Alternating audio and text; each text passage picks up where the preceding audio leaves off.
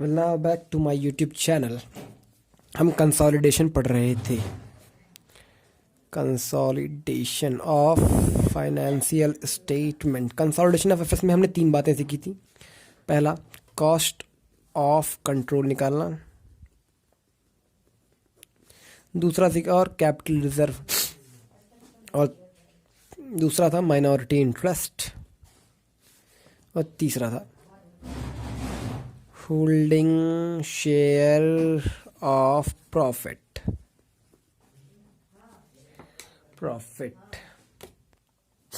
Cost of control को हम calculate करते हैं at the date of acquisition. Minority interest को कैलकुलेट करते हैं on the date of reporting. Holding share of profit को कैलकुलेट करते हैं at the date of reporting. Holding share of profit, चलिए मैं रिपीट कर देता हूं। जैसे मान लीजिए 1/4 को 2011 को कंपनी ने एक्वायर किया एक कंपनी को। जैसे मान लीजिए ए ने बी को एक्वायर किया, कब? इस डेट को। तो इस डेट से on the date of reporting 31 March 2012 तक कितना प्रॉफिट कमाया इन्होंने, और उस प्रॉफिट में ए का कितना परसेंटेज हिस्सा है, उसे कैलकुलेट करने के लिए हम ये निकालते हैं। वो भी at the date of reporting calculate किया जाता है। माइनॉरिटी इंटरेस्ट का कैलकुलेशन भी डेट ऑफ रिपोर्टिंग का होता है। कॉस्ट ऑफ कंट्रोल एक ऐसी चीज़ है, और कैपिटल रिजर्व जिसको हम डेट ऑफ एक्विजिशन के दिन कैलकुलेट करते हैं। यदि जो डिफरेंस होता है वो प्लस में आया तो वो हो जाता है cost of control. Cost of control को वैसे गुडविल भी कहते हैं। इंटेंजिबल एसेट्स नाम से दिखाया जाता है बैलेंस शीट में, कंसोलिडेटेड बैलेंस शीट में। कैपिटल रिजर्व जब माइनस में होता है, जब बैलेंस जो होता है वो माइनस में आ जाता है, तब दिखाते हैं। ठीक है, तो आपको इतना समझ आया। पहले जब भी कंसोलिडेशन शुरू होगा तो कंसोलिडेशन में पहले ये 3 चीज़ें निकाली जाएंगी। सबसे पहले कंसोलिडेशन में मस्ट होता है, जब भी कंसोलिडेटेड बैलेंस शीट बनेगी, इन 3 का इफेक्ट तो कंपलसरी रहेगा, मैंडेटरी रहेगा ही रहेगा। हर कंसोलिडेशन में ये 3 बातों का ध्यान रखना है। पहली बात ये गुडविल और कैपिटल रिजर्व वाली। दूसरी बात माइनॉरिटी इंटरेस्ट, शॉर्ट फॉर्म में लिख रहा हूँ। तीसरा holding share of profit. Right. अब आते हैं हम एडजस्टमेंट पे। और क्या एडजस्टमेंट हो सकती है? तो एक हो सकती है डिबेंचर वाली एडजस्टमेंट। बाकी एडजस्टमेंट क्या होंगी मैं आगे वीडियो बना के आपको शेयर करता रहूँगा। एक डिबेंचर वाली होती है। डिबेंचर में ऐसा होता है, जैसे मानिए ए लिमिटेड है और बी लिमिटेड है। ए लिमिटेड ने एक्वायर किया है बी लिमिटेड को ऑन कब? 1/4/11 को, ऐसा सपोज कीजिए। लेकिन 1/4 से पहले, बिफोर, शॉर्ट फॉर्म में मैं देता हूं बिफोर, ए लिमिटेड ने बी लिमिटेड में और बी लिमिटेड ने ए लिमिटेड में। चलिए पहले ए लिमिटेड ने बी लिमिटेड में डिबेंचर ओन कर रखे थे। मान लीजिए 6% डिबेंचर ओन कर रखे थे, और बी लिमिटेड ने भी कुछ डिबेंचर ए लिमिटेड में ओन कर रखे थे। मान लीजिए इन्होंने भी 6% डिबेंचर कुछ ओन किए थे।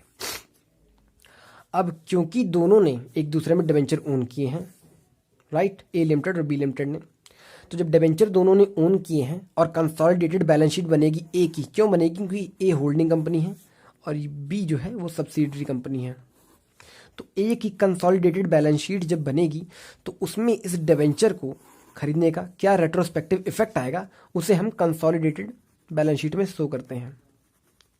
Understand? I hope you understand consolidated balance sheet में क्या इफेक्ट पड़ता है। चलिए अब मैं आपको बताता हूं किस तरह से इसका कैलकुलेशन होता है। पहले मैं आपके सामने एक क्वेश्चन रखूंगा, उसको आप पढ़िएगा ध्यान से, नहीं तो वीडियो पॉज कर दीजिएगा, मैं बता दूंगा।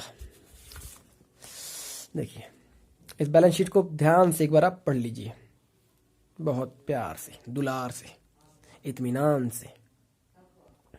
चलिए अब हम बैलेंस शीट पढ़ते हैं खुद से। 2 कंपनी है, ए लिमिटेड एंड बी लिमिटेड। एक कंपनी है ए लिमिटेड, एक बी लिमिटेड है। कब की बैलेंस शीट दे रखी है? 31 मार्च 2022 की, यानी ये है DOR। अपने आप समझ लीजिएगा further.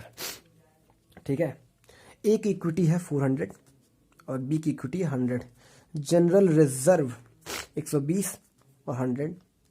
Profit and loss 80 and 50। 6% debenture 20 है एंड 10 है। और current liability CL short form use किया है। ये क्वेश्चन मैंने स्पेशली आपको समझाने के लिए बनाया है। करंट लायबिलिटी 50 है और ये 20 है। फिक्स्ड एसेट्स 500 है, ढंग से लिखो, 500 है। और इसका बी लिमिटेड का है 150, 150। नॉन करंट इन्वेस्टमेंट क्या है? इक्विटी ऑफ बी लिमिटेड, मतलब कि ए लिमिटेड ने बी लिमिटेड में 60% इक्विटी शेयर ओन की है। कितने रुपए पे? 140 रुपए पे। साथ ही साथ 6% डिवेंचर ओन करता है ए लिमिटेड इन बी लिमिटेड में 4 रुपए से, जो कि 30% का कॉस्ट है, कॉस्ट ऑफ इन्वेस्टमेंट है। उसके बाद 6% डिवेंचर इन ए लिमिटेड, मतलब बी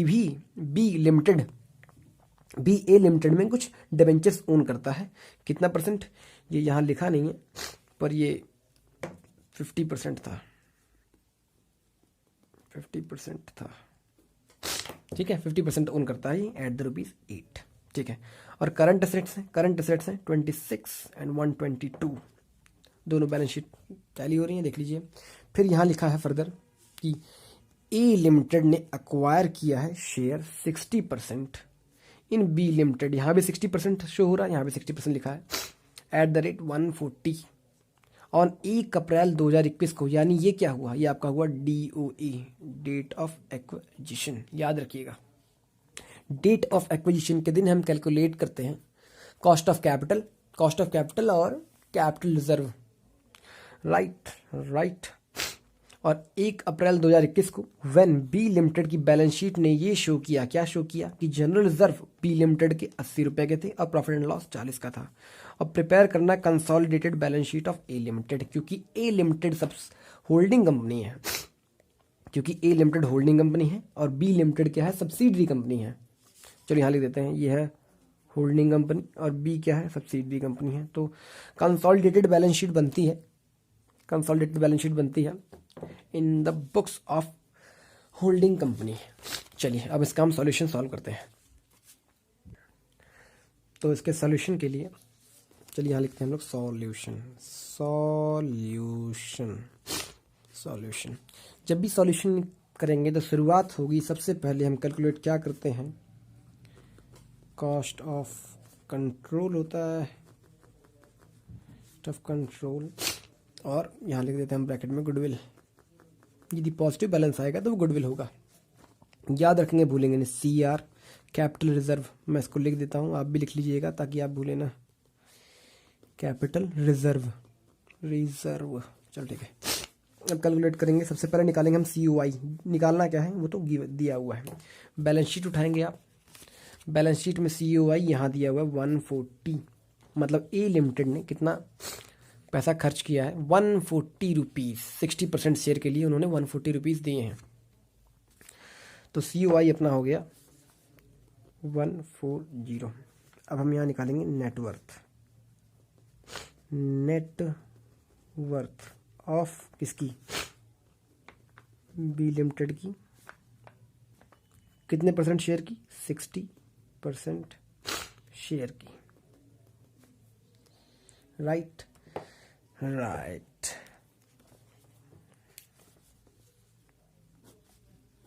और जो डिफरेंस आएगा वो या तो यदि प्लस हुआ तो गुडविल होगा, और यदि नेगेटिव में हुआ तो वो क्या होगा? आपका कैपिटल रिजर्व होगा। तो चलिए नीचे हम नेटवर्थ कैलकुलेट करते हैं। नेटवर्थ ऑफ बी लिमिटेड की नेटवर्थ कब निकालेंगे हम? ध्यान रखिएगा, हमेशा हर क्वेश्चन में at the date of acquisition. और डेट ऑफ एक्विजिशन क्या दी हुई है? डेट ऑफ एक्विजिशन है हमारी 1 अप्रैल। डेट ऑफ एक्विजिशन है अपनी 1 अप्रैल 2021 को एक्वायर किया है इन्होंने, राइट। Very right. चलिए अब 1 अप्रैल को इन्होंने एक्वायर किया है। अब आइए, इनकी इक्विटी कितनी थी?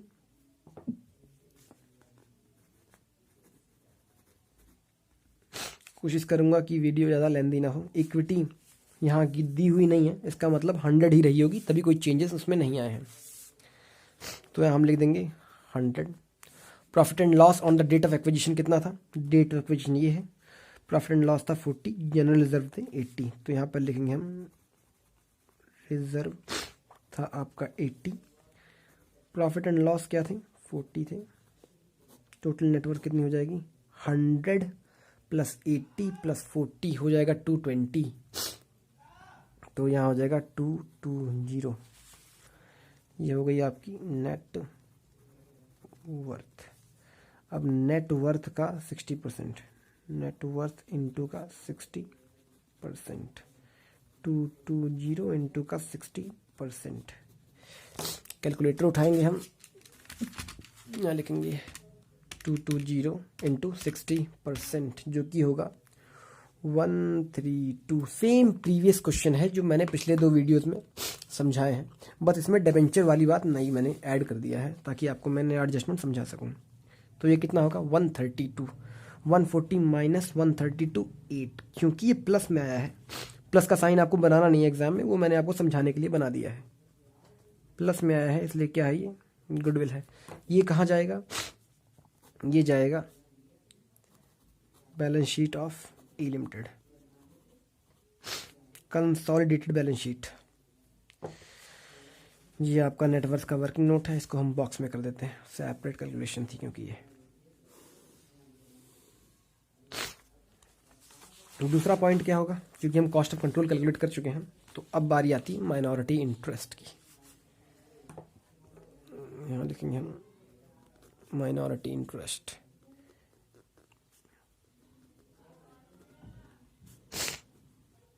Minority interest, minority interest. Minority interest किस दिन कैलकुलेट करते हैं ये आपको पता है या आप भूल गए हैं? At the date of reporting. Minority interest क्या होता है? माइनॉरिटी इंटरेस्ट होता है net worth of subsidiary company, subsidiary company. और माइनॉरिटी का मतलब होता है कि माइनर शेयर कितना है। माइनॉरिटी का मतलब होता है माइनर शेयर कितना है। माइनर शेयर कितना है किसका? सब्सिडरी का। समझे समझे। खैर, हम नेटवर्थ निकालेंगे हम सब्सिडरी की, तो कितनी थी इक्विटी, कितनी थी at the date of reporting? Date of reporting क्या है? 31 मार्च 2022। इक्विटी थी 100, नो चेंजेस लिखेंगे हम यहाँ 100। जनरल रिजर्व कितने हैं? फिर से 100। जनरल रिजर्व है आपका 100। प्रॉफिट एंड लॉस कितना है आपका? 50। ये आपका हो जाएगा 250। 250 हो गया। ये आपका हुआ नेटवर्थ। कब का है ये? डेट ऑफ रिपोर्टिंग का। डेट ऑफ रिपोर्टिंग आपको पता है कि नहीं पता है? मैं लिख देता हूँ यहाँ पे आपको समझाने के लिए।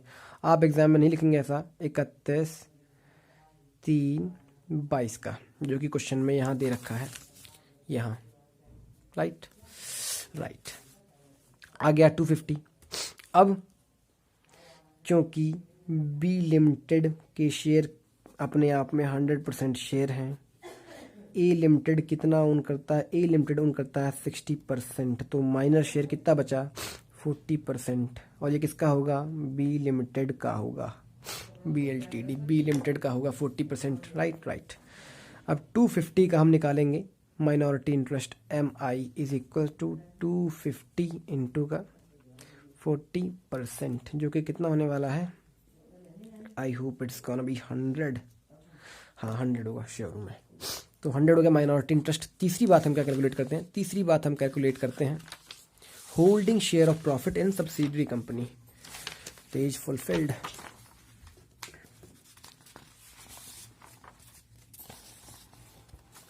तीसरी बात हम कैलकुलेट करते हैं होल्डिंग शेयर ऑफ प्रॉफिट।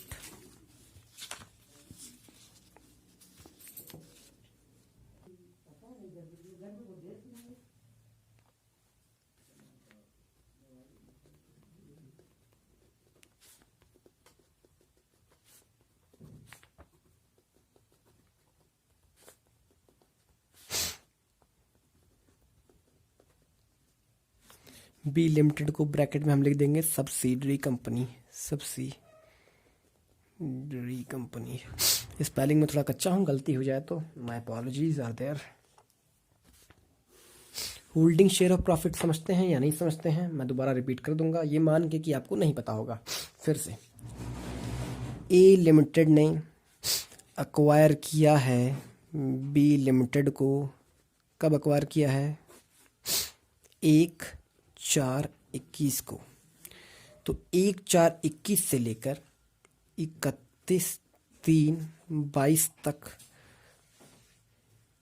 जो ये प्रॉफिट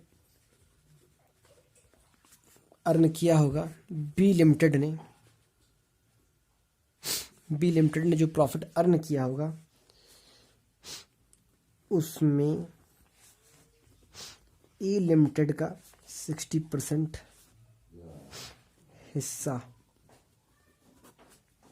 इतनी गंदी राइटिंग वैसे नहीं है मेरी हिंदी की, 60% हिस्सा कैलकुलेट करते हैं, उसमें कैलकुलेट करते हैं। चलिए ये लाइन लिख लीजिएगा इन केस आपको समझने में आसानी होगी। चलिए अब होल्डिंग शेयर ऑफ प्रॉफिट करते हैं। बी लिमिटेड का कितना है?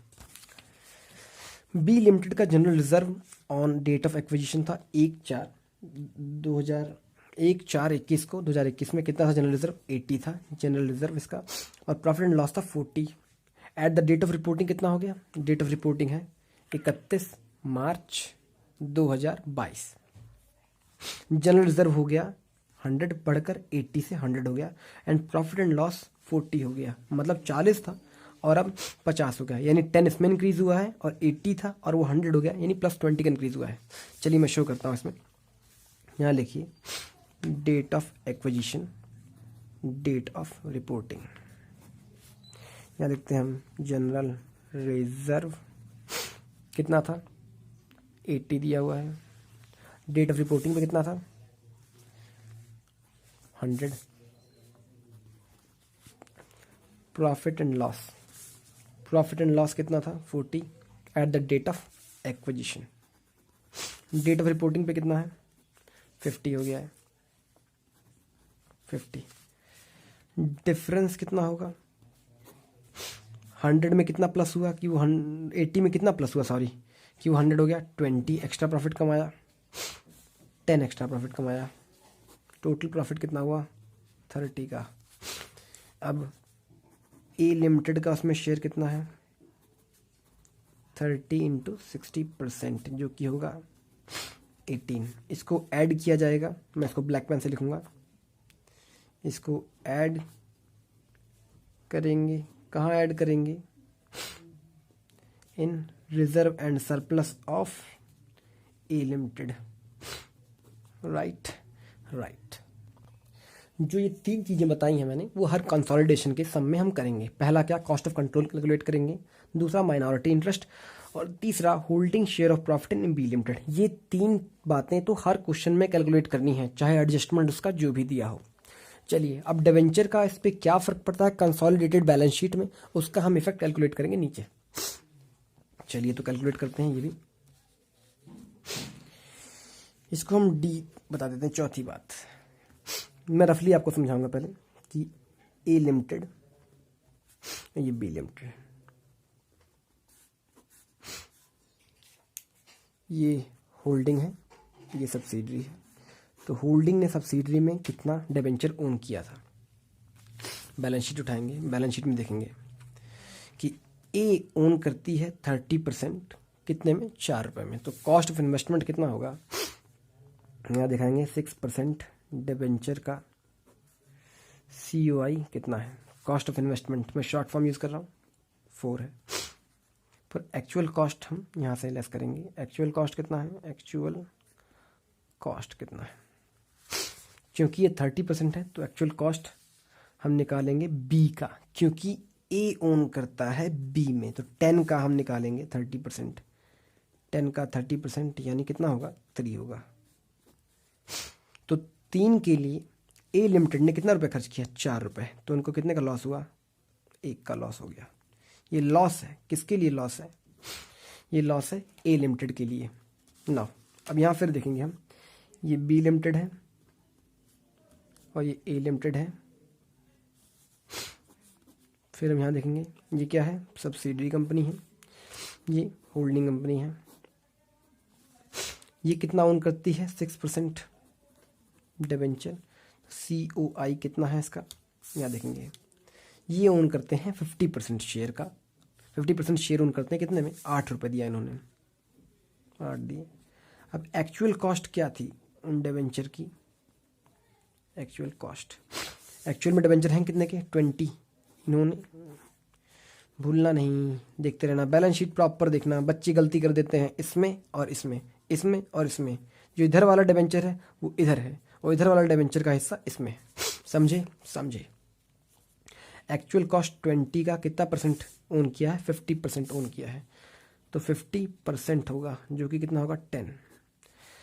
एक्चुअल कॉस्ट थी 10, लेकिन बी लिमिटेड ने कितना दिया, केवल 8 दिया, तो 2 रुपए का गेन हुआ। सॉरी ये ब्रैकेट नहीं लगेगा क्योंकि गेन हुआ है, प्लस में है, गेन हुआ है। तो ये क्या है, ये गेन है, किसके लिए है, बी लिमिटेड के लिए है। और यहाँ जो लॉस है वो ए लिमिटेड के लिए है, क्योंकि अब दोनों मिल गई हैं, रिश्तेदार हो गई हैं, इसलिए रिश्तेदार होने के लिए जो इनका लॉस वो उनका लॉस, जो इनका गेन वो इनका गेन। तो इन दोनों का इंटर एडजस्टमेंट होगा। तो क्योंकि ये 2 प्लस में है और ये 1 माइनस में है, तो माइनस का 1 प्लस का 2 इज इक्वल्स टू माइनस का सॉरी प्लस का 1। मैथमेटिक्स कमज़ोर हो गई है तुम लोगों की, मेरी नहीं, 1। अब इसका ट्रीटमेंट हम क्या करेंगे, जो प्लस में 1 ये आया है इसको हम करेंगे adjust group reserve and surplus of consolidated balance sheet में। बैलेंस शीट में याद रखना हमेशा ग्रुप में करना है, ग्रुप में, मतलब कि जब सारी कैलकुलेशन हो जाएगी, आफ्टर, मैं लिख देता हूं इसको, after all calculation of reserve and surplus, उसके बाद इसकी बारी आएगी। ठीक है, याद रखना इसको। अभी मैं आपको बैलेंस शीट बनाऊंगा तो शो करूंगा।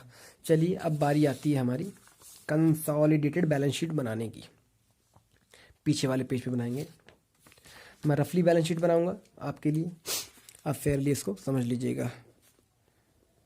कंसोलिडेटेड बैलेंस शीट ऑफ किसकी बनाते हैं, ए लिमिटेड की, ऑन 31/3/2022, 2022, क्योंकि 2022 में हम जी रहे हैं। तो चलिए कंसोलिडेटेड बैलेंस शीट बनाते हैं रफली। पहला क्या होता है आपका, होता है शेयर होल्डर्स फंड, होता है पहला आपको होता है शेयर होल्डर्स फंड। इसमें आपका आता है शेयर कैपिटल, बी में आपका आता है रिजर्व एंड सरप्लस। यहाँ दूसरी चीज क्या आता है, दूसरा टॉपिक क्या होता है, कंसोलिडेटेड बैलेंस शीट में। पुराने वीडियोस को देखना, हालांकि ज़रूरत नहीं है, वैसे मैं दोबारा रिपीट कर दूंगा। तो होता है माइनॉरिटी इंटरेस्ट, क्योंकि ये नई बात है बैलेंस शीट में, इसलिए मैं इसको ब्लू पेन से लिखूंगा यहाँ पे इंटरेस्ट। उसकी कैलकुलेशन हमने कहाँ की है, यहाँ की है, आंसर हमारा 100 आया था। Right, minority interest. Third thing क्या होगी हमारी बैलेंस शीट में, उठा के देखो, ए लिमिटेड के पास डिबेंचर भी हैं, तो हम लिखेंगे नॉन करंट लायबिलिटी,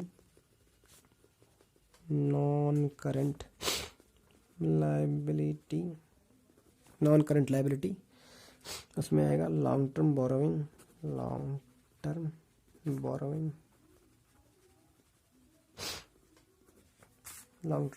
फोर्थ आपका होगा करंट लायबिलिटी।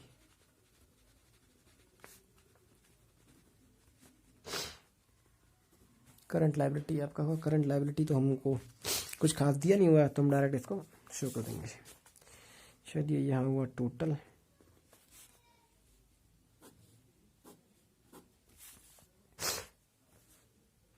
आते हैं एसेट्स में। पहला आपका होता है non current assets,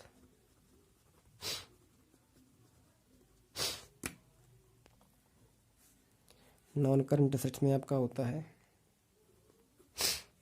PPE, property plant and equipment. उसमें आता है पहले टेंजिबल, इंटेंजिबल,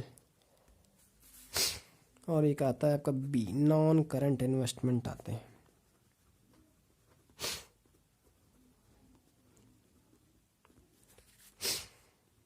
फिर आपका होता है, जुकाम हुआ पड़ा है मुझे इसलिए मैं छुर्र छुर्र कर रहा हूँ,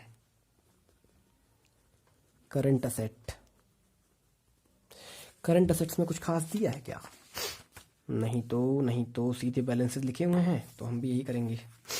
तो यहाँ लिखेंगे total, TOTAL, T cold, total cold हो गया ना मुझे। तो शेयर कैपिटल के मामले में शेयर कैपिटल एक ही लिखी जाएगी। क्यों लिखी जाएगी? क्योंकि ये कंसोलिडेशन है। मोर देन 51% शेयर हमने खरीदा है, पूरी तरह से एब्जॉर्ब नहीं किया या मर्जर नहीं किया है। मर्जर किया होता तो दोनों को ऐड कर देते, या जो भी शेयर उसकी कैलकुलेशन में निकाले होते हैं वो अमेलगमेशन का पार्ट है, उसमें जरूरत नहीं है आपको। तो शेयर कैपिटल कितनी है ए लिमिटेड की? क्योंकि ए लिमिटेड की बैलेंस शीट बन रही है, कंसोलिडेटेड बैलेंस शीट, तो 400 है। हम लिखेंगे 400। रिजर्व एंड सरप्लस, इसकी कैलकुलेशन हम सेपरेटली शो करेंगे आपको। होगा रिजर्व एंड सरप्लस के लिए पहले हम देखेंगे कि इनका रिजर्व एंड सरप्लस कितना है। ए लिमिटेड का, ए का जनरल रिजर्व है 120, प्रॉफिट एंड लॉस है 80। यहाँ लिखेंगे जनरल रिजर्व है 120, क्रॉस चेक 120 और 80। P&L है 80। होल्डिंग शेयर ऑफ प्रॉफिट, इसको मत भूलना, ऑफ प्रॉफिट हमने कैलकुलेट किया था। थर्ड थिंग होती है ये होल्डिंग शेयर ऑफ प्रॉफिट, जिसमें इसका इफेक्ट आता है। इस पेज में नहीं है, सॉरी, किस पेज में है, कहाँ गया वो पेज? हाँ, यहाँ कैलकुलेट किया था हमने, ये 18 होल्डिंग शेयर ऑफ प्रॉफिट। क्योंकि ए लिमिटेड का हिस्सा कितना है बी लिमिटेड में? 60%। टोटल प्रॉफिट, नया प्रॉफिट कमाया था after becoming subsidiary 30। General reserve पहले 80 थे, 100 हो गए, 20 बढ़ा था, 40 था, 50 हो गया, 10 बढ़ा था, टोटल कितना बढ़ा था? 30। उस 30 में 60% हिस्सा कितना है? 18 रुपीज़। तो इस 18 को भी हम ऐड करेंगे, 18 को हम ऐड करेंगे ऐसे। पहले इनको ऐड करते हैं। Where is the calculator? Here is the calculator. कितना होगा? वैसे तो हो जाना चाहिए 218 होना चाहिए। तो 218 120 प्लस का 80 प्लस का 18, ठीक, 218 हो जाएगा। 218 हुआ। अब उसके बाद क्योंकि ग्रुप रिजर्व एंड सरप्लस में एक और चीज़ कैलकुलेट हुई थी, वो भी डिबेंचर वाली, हमने उसकी भी कैलकुलेशन की थी। कहाँ की थी? यहाँ किया था हमने। डिबेंचर वाली कैलकुलेशन है, इसका नाम लिख देते हैं ऊपर, डिबेंचर एडजस्टमेंट, एडी, ये डिबेंचर वाले एडजस्टमेंट है। तो कितना आया था? गेन हुआ था हमें 1 का गेन हुआ था। इसकी फेयर कैलकुलेशन, कैसे इसको फेयरली रिप्रेजेंट करना है, उसको मैं आगे क्वेश्चंस में जब दोबारा आगे क्वेश्चन बताऊंगा तो मैं बता दूंगा। ये मैंने आपको रफली समझा दिया है। तो 1 प्लस होगा, यहाँ हमने लिखा था after all calculation of reserve and surplus. तो आफ्टर ऑल कैलकुलेशन, सारी कैलकुलेशन हम रिजर्व सरप्लस की कर चुके हैं। तो हम इसमें नया क्या ऐड कर देंगे? इंटर कंपनी डिबेंचर ओइंग, कितने के? 1 का गेन हुआ था, कितना हो जाएगा? 219। तो यहाँ हम शो करेंगे, सॉरी इसमें नहीं, वो पेज कहाँ गया यार, ये रहा, 219। माइनॉरिटी इंटरेस्ट की सेपरेट कैलकुलेशन हुई थी। कहाँ हुई थी? यहाँ हुई थी, हमने कैलकुलेट किया था ये माइनॉरिटी इंटरेस्ट को कैलकुलेट किया था डेट ऑफ रिपोर्टिंग के दिन सब्सिडरी कंपनी का नेटवर्थ कैलकुलेट करके उसमें माइनॉरिटी का हिस्सा कितना है, जो कि था 40%। तो नेटवर्थ का 40% निकालेंगे, 100 आ जाएगा, और इसको डायरेक्ट शो कर देंगे। यहाँ दिखाया हमने 100। लॉन्ग टर्म बोरोइंग, ये एक नया एडजस्टमेंट आपके लिए है। नया एडजस्टमेंट मैं आपको बता देता हूँ नया एडजस्टमेंट कैसे है। नए एडजस्टमेंट में यहाँ पेज में थोड़ा सा, नया एडजस्टमेंट ऐसे होगा कि डिबेंचर कितने के थे? डिबेंचर इनके पास थे 20 के। 20 में से बी ने कितने ले लिए? 8 रुपए के ले लिए। हालांकि उनके एक्चुअल कॉस्ट कितनी? 50%, यानी 20 का 10 हो गया। तो यहाँ हम जो कैलकुलेशन करेंगे लॉन्ग टर्म बोरोइंग की, इस पेज में नहीं करेंगे, इस पेज में करेंगे। यहाँ लॉन्ग टर्म बोरोइंग की कैलकुलेशन कर देते हैं, डिबेंचर की लिख देते हैं 6% डिबेंचर की। डिबेंचर ए लिमिटेड के डिबेंचर थे 20, और घटाएंगे, चलो ऐसे नहीं दिखाते, ऐसे दिखा देते हैं, 20 के थे, ठीक है। Actual cost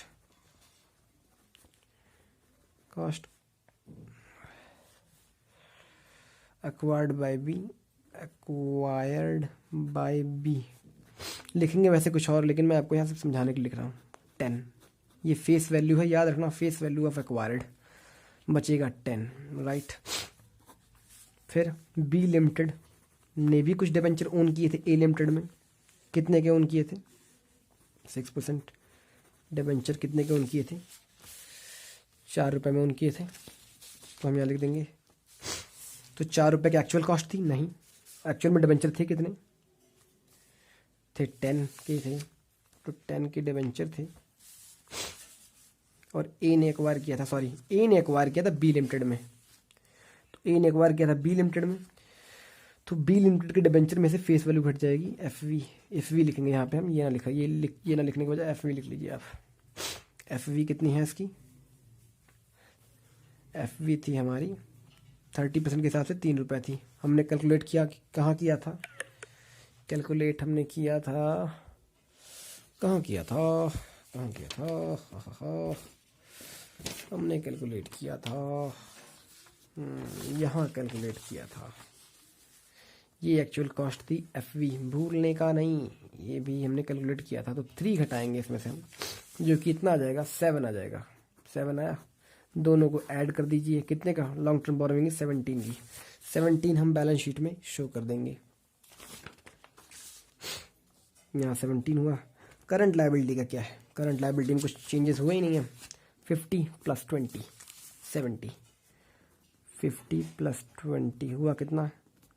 70। चलिए असेट्स में आते हैं। असेट्स में टेंजिबल असेट्स कितनी है हमारे पास? टेंजिबल बोले तो फिक्स्ड असेट्स 500 + 150, 500 + 150 आपका हो जाएगा 650। इनटेंजिबल गुडविल हुआ था इस बार हमको, जब हमने कॉस्ट ऑफ कंट्रोल कैलकुलेट किया था, याद है कि दिखाऊं? चलो मैं दिखा देता हूँ आपको, इसमें नहीं है, इसमें भी नहीं है, कहाँ चले गए पीछे? यहाँ कैलकुलेट किया था, यहाँ गुडविल आपका प्लस में आया था, याद है? कॉस्ट ऑफ एक्विजिशन 140 में एक्वायर किया था, असली कीमत कितनी थी? 132। वो कैसे आई थी? नेटवर्थ का 60% निकाला था, 132, तो +8 का गुडविल हुआ था। और गुडविल क्योंकि इंटेंजिबल असेट्स है, इसलिए बैलेंस शीट में जाएगी एज इंटेंजिबल के नेम से, कितनी? 8। नॉन करंट इन्वेस्टमेंट कितने हैं ए लिमिटेड के अपने? एक बी में एक्वायर किया है 140 का, क्योंकि इसके हम इफेक्ट निकाल चुके हैं प्रीवियस 3 कैलकुलेशन जो कि हम करते हैं कॉस्ट ऑफ कंट्रोल वाली, minority interest, holding share of profit. मैं बार बार इसको रिपीट कर रहा हूँ ताकि आपको बार बार याद रहे, क्योंकि इसकी कैलकुलेशन हम कर चुके हैं, तो ये पहली बात एलिमिनेट हो जाएगा, इसको हम नहीं दिखाएंगे कंसोलिडेटेड बैलेंस शीट में। डिबेंचर की भी हम कैलकुलेशन कर चुके हैं, इसलिए इसको भी नहीं शो करेंगे। फिर ए लिमिटेड का कुछ बचा नहीं, और बी लिमिटेड ने जो एक्वायर की थी उसकी भी हम कैलकुलेशन कर चुके हैं, जो चौथे नंबर पे डी नंबर पे हमने कैलकुलेशन की थी, क्योंकि डी पे हम कैलकुलेशन कर चुके हैं, इसलिए इसको भी एलिमिनेट करेंगे, इसको भी एलिमिनेट करेंगे। तो नॉन करंट इन्वेस्टमेंट में कुछ भी नहीं जाएगा। बारी आई करंट असेट की, तो करंट असेट कितने हैं? 26 और 122, तो 26 + 122, ये देखिए यहाँ दिया हुआ है, तो ये हो जाएगा 148। अब बैलेंस शीट को हम टोटल करते हैं, यहाँ का 650 + 8 + 148 हो जाएगा आपका 806। ऊपर देखते हैं लायबिलिटी साइड में आते हैं हम, कितना हुआ? 400 + 219 + का 100 + का 17 + का 70, 806। और हम ये जीत गए। हमें कंसोलिडेशन में डिबेंचर का एडजस्टमेंट पूरी तरह से आ गया। Now here we are done. मैं आपको एक क्वेश्चन देता हूँ, आप खुद से सॉल्व करने की कोशिश कीजिएगा, वरना मैं आपको सॉल्यूशन तो प्रोवाइड कर ही दूंगा अगले वीडियो में। वो क्वेश्चन है आपका ये वाला। इस क्वेश्चन को खुद से करने की कोशिश कीजिएगा, ना कर पाइए तो मैं अगली वीडियो में इसको बनाने वाला हूँ, उसमें आप देख लीजिएगा। Have a nice day.